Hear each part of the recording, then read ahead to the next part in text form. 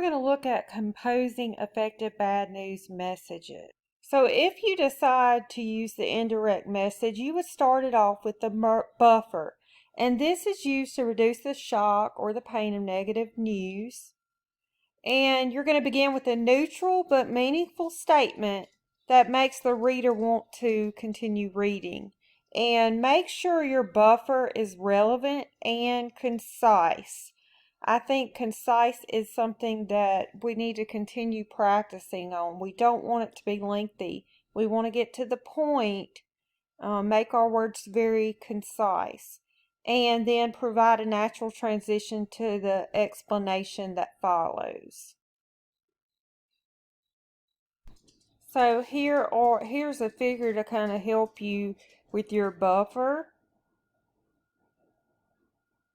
So these are some things that you could do as a buffer. But remember, keep it relevant and concise. So we looked at the figure and the possibilities that we could use.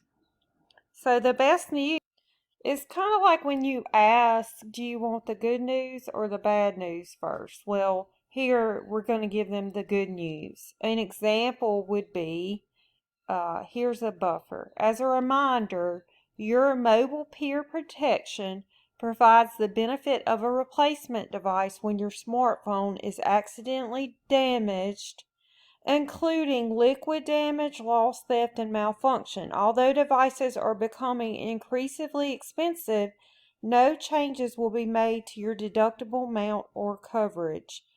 So they're providing the best news. Another thing you could do is compliment. Praise the receiver's accomplishments, organization, or efforts, but be honest and sincere when you do this. So here's an example of a compliment. The caregivers have my sincere admiration for their fundraising projects on behalf of hungry children. I am honored that you asked me to speak Friday, November 11th. Appreciation is another buffer possibility. Thank them for doing business, for sending something, for showing confidence in your organization, for voicing their feelings, or simply for providing feedback. Here's an example. I appreciated learning about the occupational therapist program at USC and about your qualifications in our interview last Friday. Another buffer possibility is agreement. Make a relevant statement with which both you and the receiver agree. Here's an example.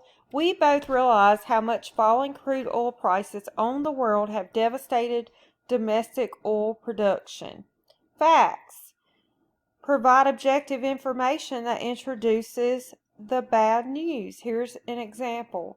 During the past 5 years, the number of employees eating breakfast in our cafeteria has dropped from 32% to 12%. So they're using numbers there. Understanding. Show that you care about the reader.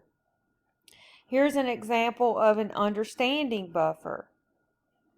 We know that you expect superior performance from the products you purchase from SupplyPlex. That's why we are writing personally about the Inkmeister printer cartridges that you recently ordered. So you could apologize. And that's an admission of blameworthiness and regret for an undesirable event. The following pointers can help you apologize effectively in business messages. Apologize promptly and sincerely, accept responsibility, and use good judgment. A study of 130 press releases show that businesses blaming external factors instead of taking responsibility for their failing tend to experience ongoing financial decline. Those who own up to their poor performance see their finances recover and improve. So that's something to think about. Empathy is trying to see the world through another's eyes and being non-judgmental and eager to seek common ground. So the empathy quotient, a ranking by UK consultancy of 170 large companies on metrics such as corporation culture, leadership, brand perception, ethics, carbon footprint, and social media presence. So this is a ranking of these companies by these things. And in a recent survey of CEOs, more than 90% said that empathy was the key to success. That's very interesting.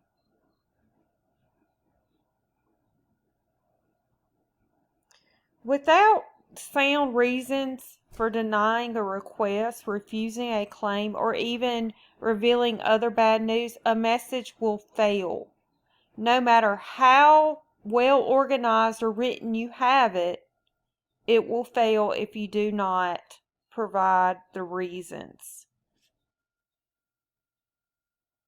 And providing an explanation will reduce feelings of ill will and improve the chances that the reader will accept the bad news. So in the indirect strategy, the reasons appear before the bad news, and in the direct strategy, the reasons will appear after the bad news. So the following are effective ways to present the reasons. Explain clearly. If the reasons are not confidential, and if they will not create legal liability, you can be specific. Citing reader or other benefits, readers are more open to bad news if in some way, even indirectly, they may benefit.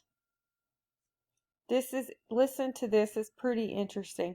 A luxury resort in French Polynesia attempted to sue disappointed customers with a discount after an internet price goof. Please note that our website contained an unfortunate misprint offering $850 per night Bora Bora bungalows at $85. Although we cannot honor that rate, we are offering a special half price of $425 to those who responded. I'm sure they had so many people trying to book if it had that mistake on there. So that's definitely bad news, but good news at the same time because you are getting a 50% discount. All right, and then you can, let me go back up for a second. All right, so you can present the reasons by explaining company policy, by offering them an explanation. But when you explain, you're kind of showing the readers that you actually care and are treating them as important individuals. And try to choose positive words. Be careful with your wording here. Try to keep the reader in a receptive mood. You don't want to use a word that has negative connotations. You're trying to stay positive, so your word choice is super important. Show fairness and serious intent. So when you're explaining the reasons, make sure the reader feels important and that you have investigated carefully and that you didn't just make a decision quickly. You put thought into it and made a reasonable decision. The following techniques can cushion the blow. Instead of spotlighting it, sandwich the bad news between other sentences, perhaps among your reasons. Use passive voice. So passive voice verbs enable you to depersonalize an action. Here's an example of passive voice that's used in the textbook. Although franchise Scoop owners cannot be required to lower their frozen yogurt prices, we are happy to pass along your comments for their consideration. And I use this a lot when I am communicating with students. I'll use passive voice verbs a lot and reword it to make it a little bit, if it's bad news, to make it a little bit more not pointing my finger at the person, not making it about the person but the action. Highlight the positive. Always try to keep your message positive. Don't say, I can't do this. Say, what I can do is, and implying the refusal. Don't use like an explicit refusal. There's a way around that to word your communication. And then suggest a compromise or an alternative. Here's an example of implying a refusal. Because we will soon be moving into new offices in Eagle Rock, all our funds are earmarked for relocation costs. We hope that next year we will be able to support your worthwhile cause. So they didn't say we can't do it. They worded it where it is implying the refusal. Always close pleasantly with a statement that promotes goodwill. And then resale refers to a statement that attempts to convince a customer to purchase goods or service, also called sales promotion. Here's an example of a resale method. The rugged model Divex 35 rated for water depths up to 1,000 feet might be a better companion on your next diving adventure. Here are some effective closing techniques. Anticipate future relations or business. Here's an alternative. If an alternative exists, you might end your letter with follow-through advice. Here's an example of an alternative. Although the lot you saw last week is now sold, we do have 2 excellent lots available at a slightly higher price. You're providing them with the alternative. Good wishes. If you're rejecting a job candidate, you might say we extend. So here is figure 7.3. Let me see if I can move it over.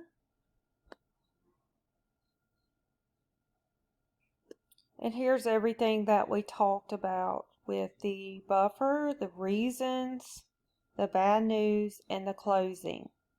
Here is the knowledge check. If you want to pause it and try to answer these and then press play and I will give you the answers. The answers are number 1, apology, number 2, empathy, number 3, indirect strategy, and number 4, resale.